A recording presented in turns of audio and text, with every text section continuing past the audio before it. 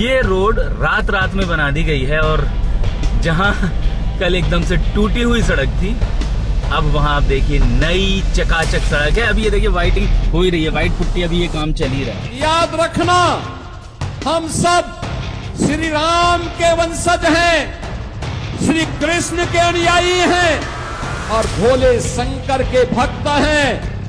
छोटी छोटी बातों को लेकर के कहीं हुड़दंगई नहीं होनी चाहिए। पता है दोस्तों, मोदी जी के रैली का जो भव्य रैली करोड़ों रुपए का इवेंट तैयार किया गया था, उस इवेंट की पूरी तरीके से मलिया मेट हो गई है। उस इवेंट का पूरा भांडा फूट गया है। मोदी जी भरे पब्लिक के सामने एक्सपोज हो गए हैं।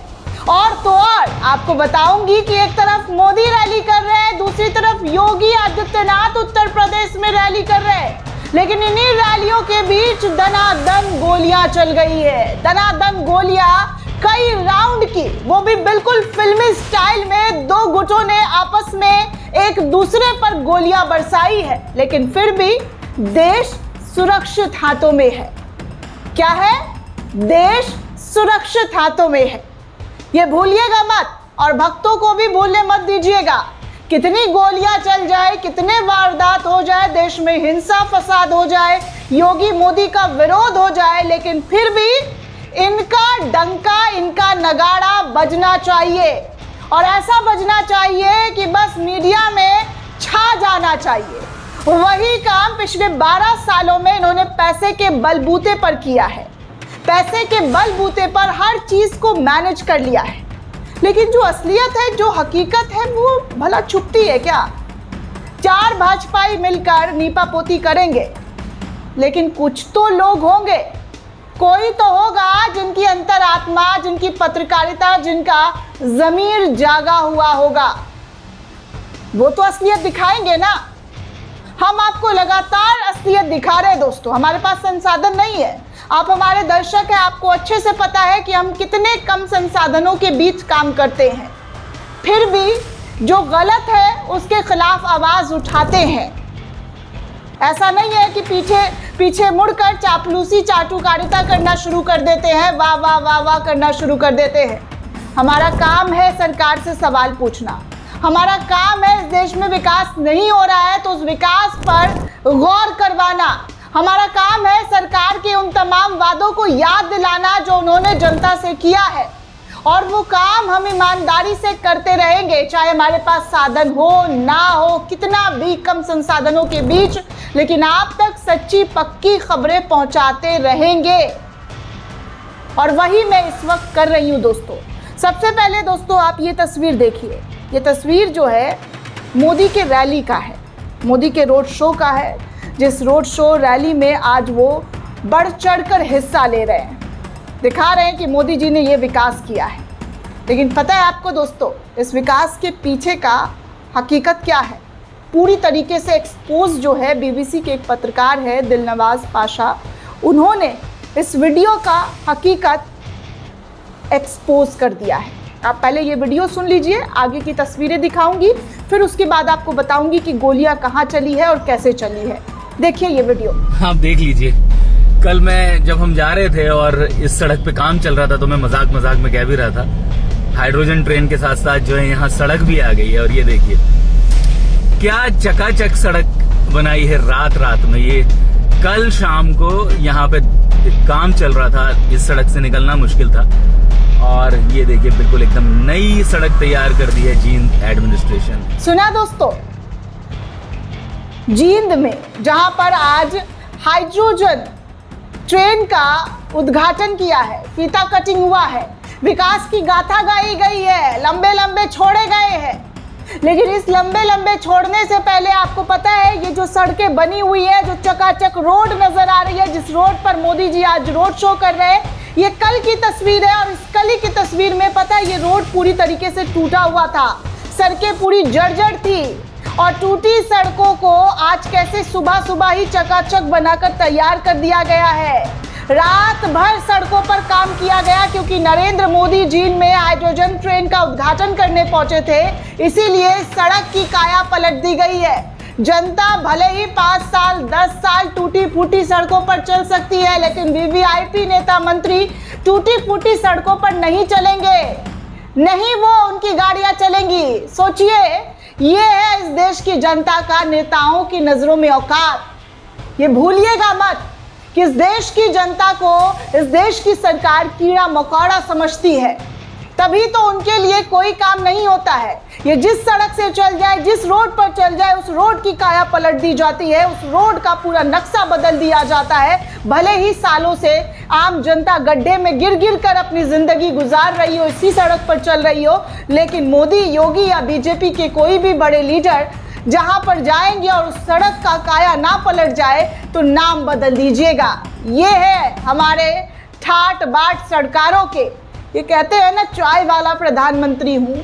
चाय वाला प्रधानमंत्री ऐसा होता है क्या? 5 साल से विकास नहीं हो रहा था, लेकिन अचानक से रातों रात विकास की गंगा बहा दी गई। रोड शो रैलियों के लिए पूरा रोड चकाचक कर दिया गया है। ऐसे ऐसे विकास हो रहा है। क्या इस देश की आवाम को विकास की जरूरत नहीं है? क्या इस देश की आवाम को अच्छी सड़कों की जरूरत नहीं है? क्या इस देश की आवाम को सही से चलने की जरूरत नहीं है कि सड़कों पर वो बिना किसी उबड़ खाबड़ में चले? जनता के पैसे का ही है ना सब कुछ, या ये अपने घर से ला रहे हैं? इनकी बपौती है या अपने घर से उठाकर ला रहे हैं, जनता को बांट रहे हैं? ये सब जनता का पैसा है, और जनता के पैसे का कैसे उपयोग अपने लिए किया जाता है, अपनी सुविधा अनुसार, ये आप लगातार देख रहे हैं। और समझिए दोस्तों कि इस देश के नेता जनता को कितना बेवकूफ़ समझते हैं, किस कदर उनको बेवकूफ़ बनाते हैं, धर्म के नाम पर लड़ाते हैं। राजनीति सिर्फ और सिर्फ धर्म के इर्द गिर्द होती है। तभी तो उत्तर प्रदेश में विकास का ऐसा झूठा दावा किया गया है कि अब, जी हाँ, अब फिर से ये राम मंदिर में चढ़ावा चोरी पर एक शब्द नहीं बोलेंगे। लेकिन उत्तर प्रदेश के शामली में कांवड़ संघों से अपील करते हुए राम के वंशज कहलवा रहे हैं सबको, तमाम हिंदुओं को। अगर आप इतना ही राम के वंशज हैं तो राम जी के मंदिर में जो चोरी हुआ है, जो महापाप हुआ है, वहाँ क्यों नजर नहीं पड़ी? कैसा सत्ता, कैसा सरकार, सिर्फ सुख भोगने के लिए। भगवान राम के मंदिर में जो कुछ हुआ है उस पर कभी बोलिएगा भी, या बस विपक्ष को कोसने का काम, विपक्ष को गरियाने का काम, विपक्ष की गलती गिनाने का काम? सुनिए जरा योगी बाबा क्या कह रहे हैं। रैलियों का जो असर है वो कहाँ और कितना है, और इनकी रैलियों के बीचों बीच कैसे इन्हीं के उत्तर प्रदेश में गोलियां दनादन चल रही है, वो भी दिखाऊंगी। पहले योगी बाबा का बयान तो सुन लीजिए। याद रखना, हम सब श्री राम के वंशज हैं, श्री कृष्ण के अनुयायी हैं और भोले शंकर के भक्त हैं। छोटी छोटी बातों को लेकर के कहीं हुड़दंगई नहीं होनी चाहिए। याद रखना, ये सभी हुड़दंगई या कहीं कोई गुंडागर्दी होती है, इस प्रकार के दृश्य, कोई अनुशासनहीनता होती है, तो इस प्रकार के दृश्य जितने भी विरोधी हैं ये सभी लोग एक नोट करके रखेंगे, और फिर कांवड़ यात्रा को पूर्व की भांति प्रतिबंधित करने के लिए लोग इन प्रकार तमाम अन्य जगहों से दबाव बनाने का प्रयास करेंगे। सुना दोस्तों, योगी बाबा ने बड़े ताव के साथ बयान दिया है, देंगे भी। अभी चुनाव है दोस्तों, देखते जाइए, इनका बयान तो खूब चलेगा। लेकिन चलिए आपको बता दूं कि इनके बयान के बीच क्या और किस तरीके की खबर आई है। दरअसल अमर उजाला की रिपोर्ट कहती है कि फिल्मी स्टाइल में 20 मिनट तक फायरिंग हुई है। दीवारों के पीछे जो है लोग डर के मारे छिप गए, जान बचाकर दुकानदार भागते हुए नजर आए। डबल मर्डर केस की कहानी जो है उत्तर प्रदेश में बयां की जा रही है। दरअसल दोस्तों, बुलंदशहर के सिकंदराबाद के गांव निजामपुर में फिल्मी स्टाइल में 20 मिनट तक दनादन गोलियां चली हैं। लोगों के बीच अब तक दहशत मचा हुआ है। लोगों के मुताबिक फायरिंग से दुकानदार और लोगों में अफरा तफरी मच गई। एक के बाद एक सभी दुकानदार दुकान खुली छोड़कर जान बचाकर भागते हुए नजर आए हैं। ये है हमारे योगी का विकास, कानून व्यवस्था। मौके पर मौजूद लोगों ने भी वारदात स्थल के आसपास दीवार के पीछे छुपकर अपनी जान जैसे तैसे बचाई है। और ये खबर मंगलवार की रात दो पक्षों में रुपयों के विवाद में कहासुनी को लेकर बेरहमी से हत्या करने की जो वारदात है वो अंजाम दी गई है। मौके पर ईंट, पत्थर, लाठी, डंडे और खोखे रात में कई वारदात को बयां करने के लिए काफ़ी थे। पुलिस की प्राथमिक जांच में सामने आया है कि आरोपी प्रियांशु ने वारदात स्थल पर करीब 30 मीटर दूर खड़े सुनील उर्फ सोनू पर फॉर्च्यूनर चढ़ा दी। इसके बाद अजब सिंह प्रियांशु अपने साथियों के साथ सोनू पर लाठी डंडे से हमला कर दिया। इसके चलते उसे संभालने का मौका तक नहीं मिला। प्रत्यक्षदर्शियों ने बताया कि दोनों पक्षों की बड़ी संख्या में लोग एक दूसरे पर हमला कर रहे थे।